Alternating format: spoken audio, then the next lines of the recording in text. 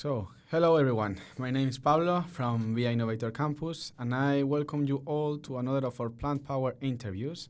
In this case, we're interviewing Fergal Anderson, an Irish farmer who owns Leaf and Root Farm, a 30-acre horticulture and woodland farm in East Galway, Ireland. The objective of this interview is to get to know his business better and through his story learn different and efficient strategies on how to carry out a plant-based business in our current society. Leaf and Root represents therefore one of our best examples from our local area regarding plant-based innovation. And we are very much looking forward to hear from his experience, hoping to learn about the inherent challenges, opportunities, practices, and impact. I'm sure his story will be appreciated by all the Plant Power listeners and learners. So welcome, Fergal. Thanks.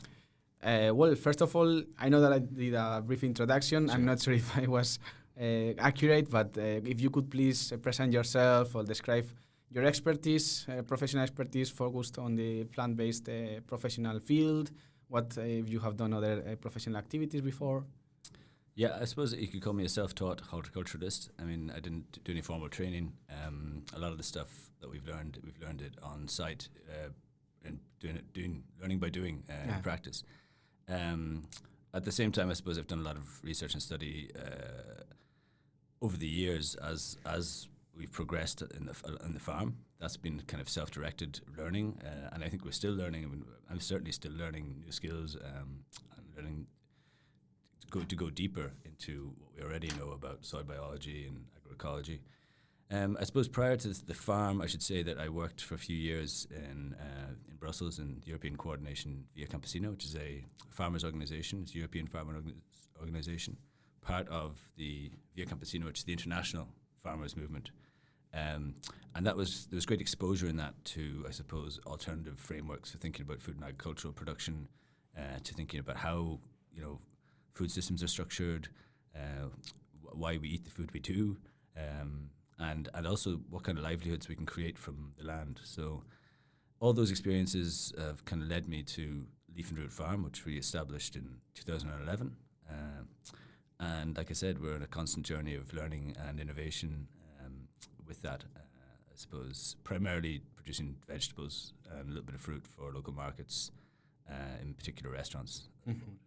So thank you. That was actually my second question of how did you start the Leaf and Root business? How was it born? With what objectives did you have in mind when you started? And what was the story behind the Leaf and Root Farm? Yeah, I suppose we had the idea of setting up a farm which would supply local markets. And I suppose that came out of a realization through my work, but also through, I suppose, a lived experience that there seemed to be a lack of local food, particularly 10 or 12 years ago, which is when we were interested in starting.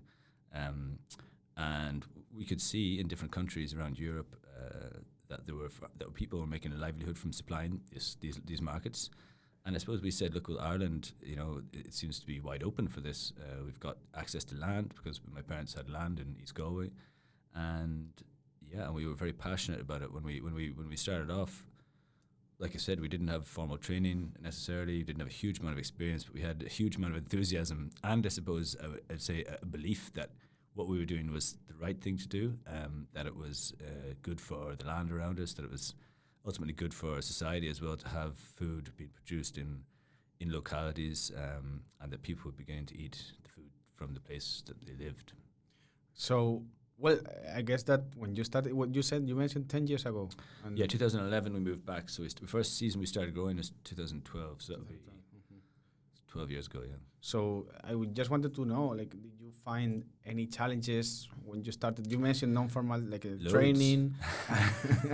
It's actually interesting. I would like to know, I mean, at the first challenge I would say that I found was that no matter where I looked, and I spent quite a while trying to find support, through institutions, government institutions, local authorities, even I suppose Teagasc or the semi-state agricultural bodies. I kept on calling people saying, look, we're interested in starting this up, and can you help, and is there any expertise? And there was very, very little. There was almost nothing. And I used to call it the wall of grey areas, which is it wasn't clear. We weren't really farmers. We didn't fit into any category or box. So I suppose there was no support structure. I mean, no financial support structure, but also no set of skills support structure. I mean, we later found out, yes, there's courses you can do around the country in horticulture, etc. But I think in terms of state role in kind of supporting local food systems and supporting local growers, there was nothing. And unfortunately, I would say there's still pretty much nothing, even though there's a lot of enthusiasm for what, the kind of work that we do, the kind of farming that we do. I don't think it's necessarily supported through the state the way it should be, or recognised the way it should be. So, I mean, yeah, there were a lot of barriers in that, and also, I suppose, practical barriers in terms of we didn't have machinery, we didn't have sheds, we didn't have necessarily the skills to do what we wanted to do. All of which were easier to resolve possibly than the structural issues, which are there's no real support there. And we still encounter problems. We still encounter issues like access to small-scale machinery, appropriate scale machinery. Still encounter loads of problems in terms of distribution and sales, and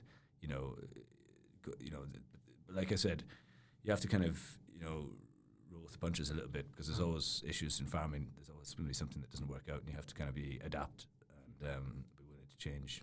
And when you talk about support, I guess you mean, when you talk about structural support, I guess you mean financial support as well, like from the beginning. Yeah, of course. I mean, I think, look, the experience that I had of working in policy space in Brussels allowed me to understand a bit better how food and agricultural systems work. Like I said, so like even at a national level. So if you're talking about €2 billion going into food and agricultural systems in Ireland annually, right, into farmers' pockets, I was asking the question then, and I'm still asking it now, why more of that money isn't directed towards producing food for people to eat here, in the island of Ireland, for people to eat nutritious, healthy, fresh food produced by farmers earning a fair wage on the ground. I think that's still a valid question to ask. Why don't we redirect more of that money towards that kind of production, towards prioritizing healthy, good quality food rather than export commodities? I think that's still a question.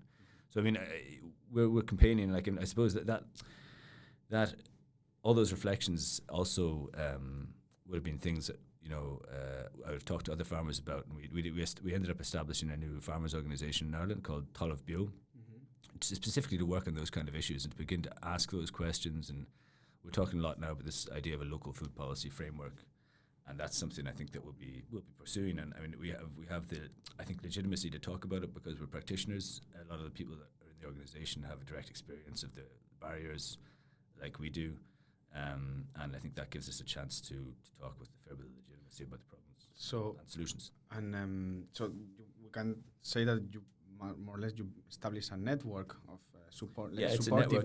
It's I suppose we started with a network, but now it's an organisation. So it's a structured organisation. Okay. We run programs and some of the challenges that you encounter in the beginning, they still remain somehow. I think they still remain. I mean, things have improved a little bit. I think in terms of the organic payment, for example, now is a little bit more favourable. It recognises small scale production in a way that it wouldn't have even 5 or 6 years ago. But it's not enough. I think the kind of production that we're doing is quite labour intensive. It's small scale. It's diversified. It has a lot of, I suppose, environmental and biodiversity benefits as well. Farms like ours, because they're generally inside larger zones, which are mostly grassland. There's a lot of diversity there. But I think the big issues in terms of like labour or just income, being able to produce enough to provide an income for yourself, those still exist, and they exist for most small scale producers supplying local markets like we do. So we want to see more people doing it, and like I think what you have now are a lot of people who are very dedicated, very committed, willing to put in the extra time and hours and energy. But it shouldn't be so difficult or complicated. It really should be a profession. I think it should be a profession that you can choose to do. You shouldn't have to suffer for. You shouldn't have to, go crazy working, all the hours a day and night. It should be something that's well rewarded as well. I mean, I see other jobs all around me that are well rewarded, and I think not necessarily as potentially valuable as the work that we do. So I suppose we're just looking for parity and recognition, and and for society to value the work we do, more than just through buying our stuff, which is. And now focusing more on your business, on Leaf and Root Farm. Yep. I want you to describe it a bit, like Yep. what you do, what are the products that you Yeah, more sure. concretely, what are the service, or well, yeah, the products that you offer. So basically, we're supplies growing to- seasonal vegetables in Ireland. We've got covered protected cropping, which would be the polytunnels, and in there, in the summer, we'd be growing the crops like peppers, tomatoes, green beans, and then in the winter, we would grow things like tatsoi or pak choi, winter salads, spinach, other products like that. So that's the protected areas. Outside, then we have, and during the summer, again, all the kind of crops that you grow in Ireland. There's quite a diversity of crops you can grow in this country between all the brassica family, cabbages, broccoli, excuse me, beetroot, celery, onions, all those things. And again, over the winter, you have your kales and turnips and things like that. So, yeah, we got quite a diverse range of crops. And we also have planted an awful lot of fruit trees and bushes. So, like, we would grow quite a lot of blackcurrants, apples. We've tended to select for the ones which are more reliable over the years, both in terms of vegetables and fruits. The ones that require less work or that we give better, I suppose, yields or results through less intervention. Also because we're doing everything agroecologically, organically, without chemicals, you have to manage the fertility, you have to manage,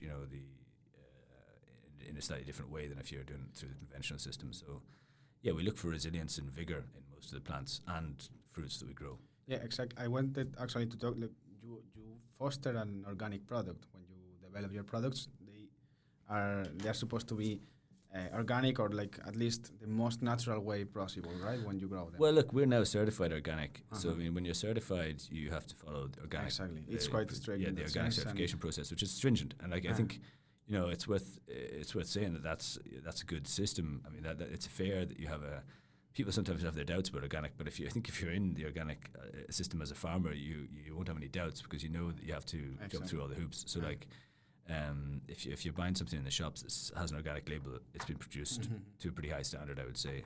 Certainly better than all the conventional things. So it's a step along the way. I think we would like to go further because we talk a lot about agroecology, which is like reintegrating, food production into natural cycles and ecosystems. Well, and but just not only that, not only working with the natural cycles, but also it has a social dimension, which means that organics, you can have an industrial organic production unit.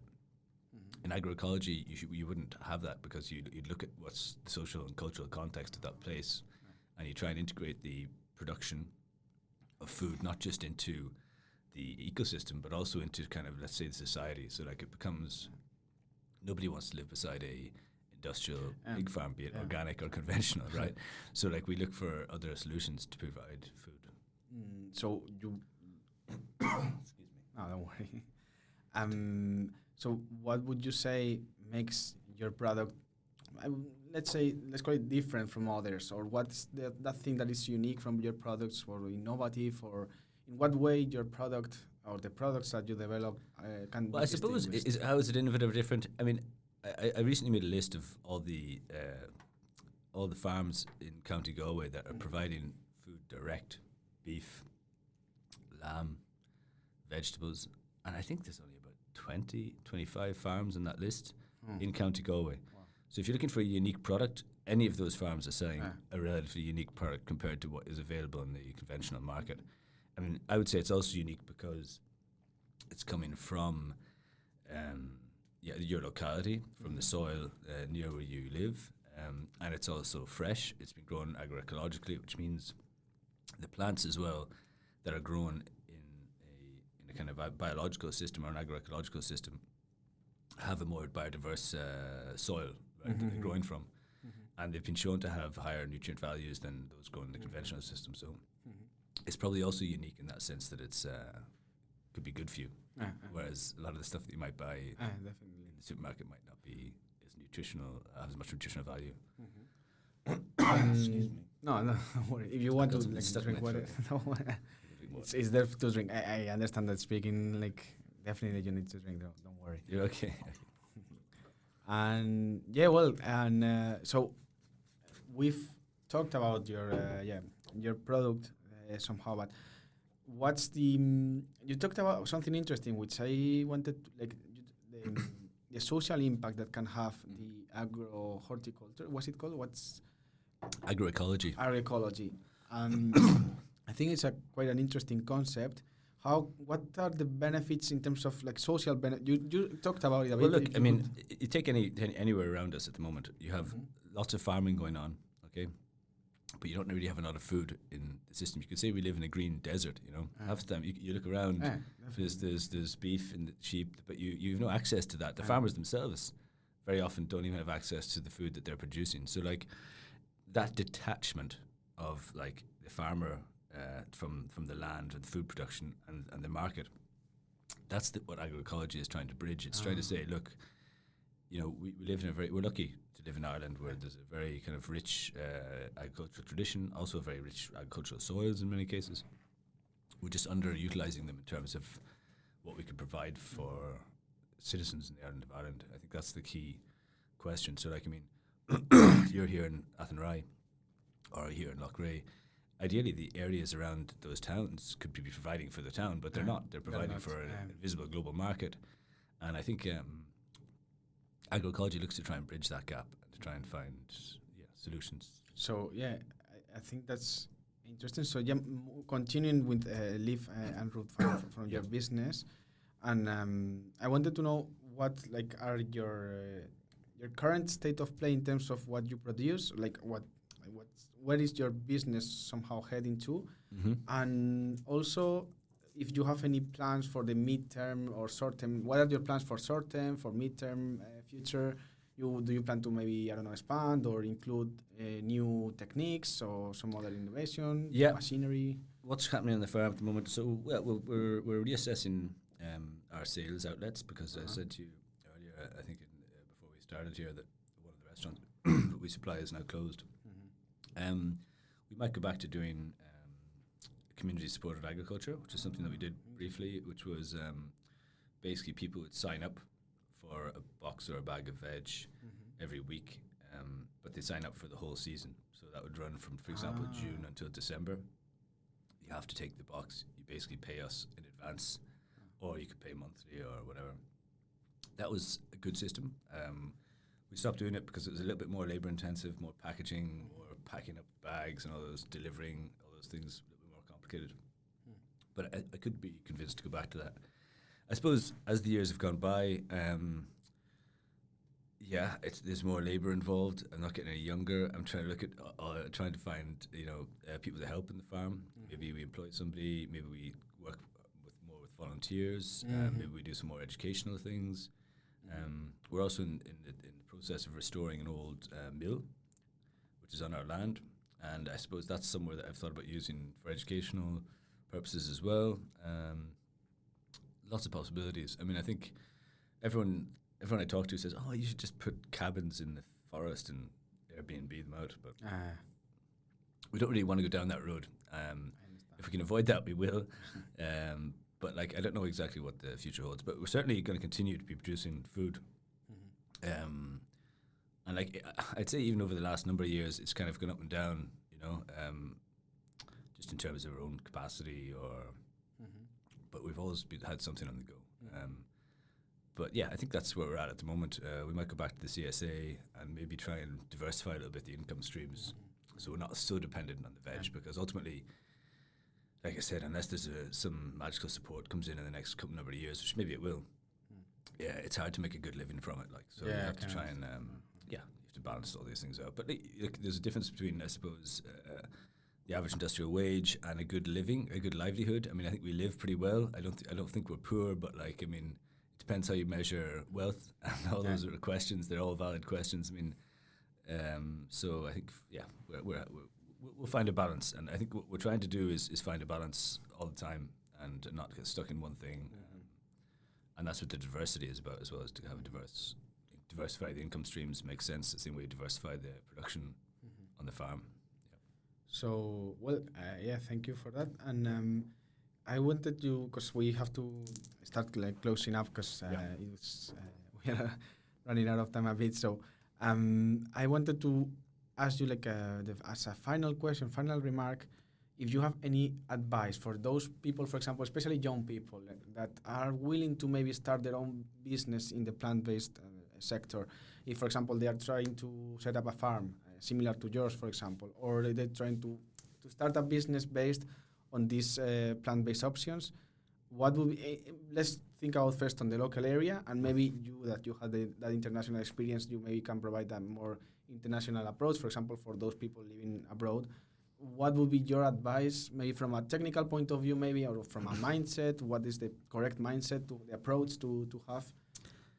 Yeah, I suppose it's going to depend a lot from person to person and from what initiative they're going to take. I mean, I think the plant-based sector is ultimately extremely large. I mean, I think I know what you're talking about in terms of like the alternative to like the livestock sector, perhaps. But even the livestock sector depends on plants. We should always remember all life on the planet depends on photosynthesis and plants. You know, that's where ultimately we're getting everything from. I suppose in terms of look, I think it really depends what you're trying to do. If you're trying to start a farm like we have, which is like, you know, I would say like a primary production farm. So we're primary producers in the sense that we produce a primary product for direct markets for sale. We're not processing anything. Just be ready for the challenge, and like, you know, I mean, I would say don't get discouraged. There's a lot more information available now than there used to be even 10 years ago. There's an awful lot to be learned on the internet, from courses, from online materials and things like that. So I think it's actually, in some ways, it's better now, and there's a better network that's out there now than there used to be. I would say go for it, actually. Most of the time I meet people who are humming and hawing about it and are worried about, you know, the consequences, and they don't want to take the leap. I would say take the leap, absolutely, because you won't regret it. I mean, I think it's a learning process that you will not, you know, it can't do you any harm, because ultimately you're going to be interacting with natural processes, nature, working outside. There's huge advantages to all that things in terms of your own personal growth and development. So I'd say just go for it.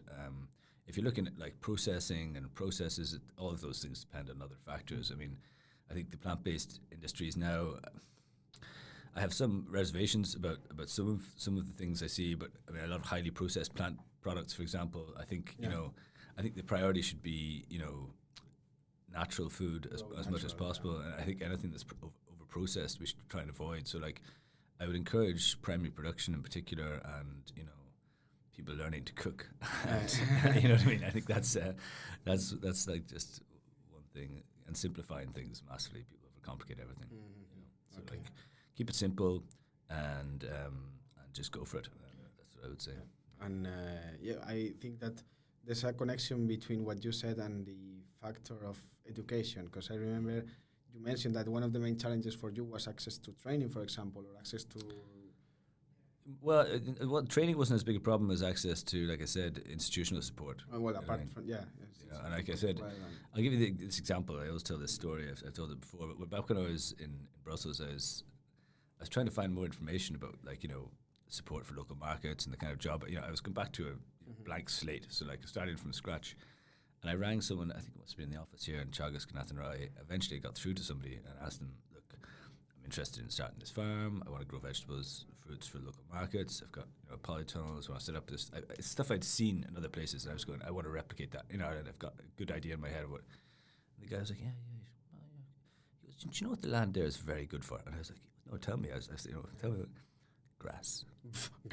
that most people know grow grass, and I was just like, that was it. That was the end of the conversation. And you know, he was basically saying to me, "That's the plant. That's the plant you need to worry about in Ireland." But you know, that's an underselling potential of the Irish, you know, land and ecosystem for all the different plants we can grow. I mean, I think grass grows underneath our feet, and like, I mean, if you look at the, you know, Atlantic rainforests or oak forests or high oak forests, so there's apex ecosystems here. They have levels and tiers, and like, so we're actually underutilizing the solar power by just growing grass. I mean, we can grow layers. We can grow lots of different things. That's without even talking about the different other crops that we could grow beyond grass. So like, I mean, I think it's just limiting. It's very limiting view, and like, so like, I mean, there's lots of plants that we can use in Ireland for our benefit, not just grass. And like, I mean, that's going into the vegetables, fruits, hemp, pulses, grain. They're all very, very useful and productive plants that can be used and grown here.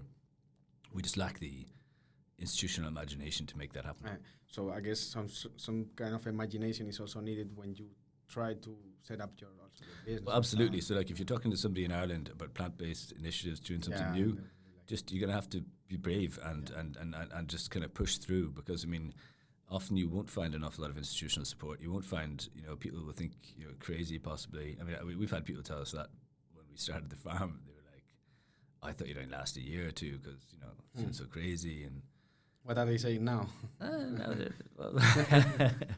What can they say? I mean, there's a farm there now, but it took us 10 years to get to that point. So like, it shouldn't take 10 years of graft, ideally. And I'll give you another example. I know we need to finish up here, but I mean... No, please. So the kind of...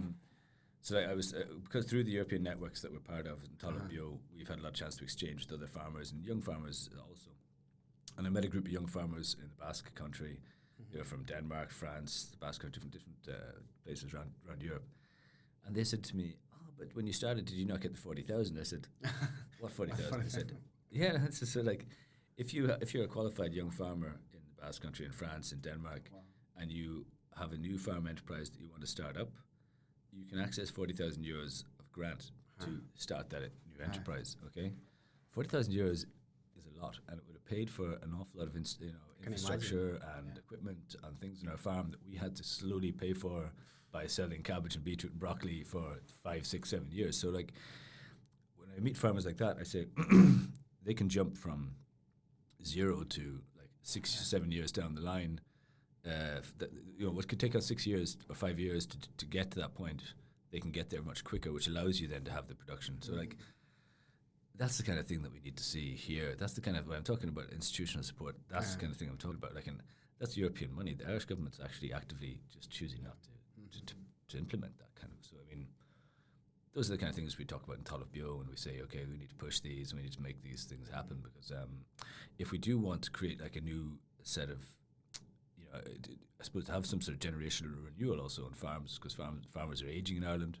We need to be open to all new possibilities and give people the support that they need, especially when they start up. That's the main, yeah. Well, thank you very much, Fergal. I think it was a very nice and interesting story, mainly from, I really like the part of the challenges and stuff. I think it's actually something that people could really learn about, and that last part that you talked about, and just go ahead and do it, take the risk and go ahead. I think it's very interesting, and thank you very much. We'll stay tuned for any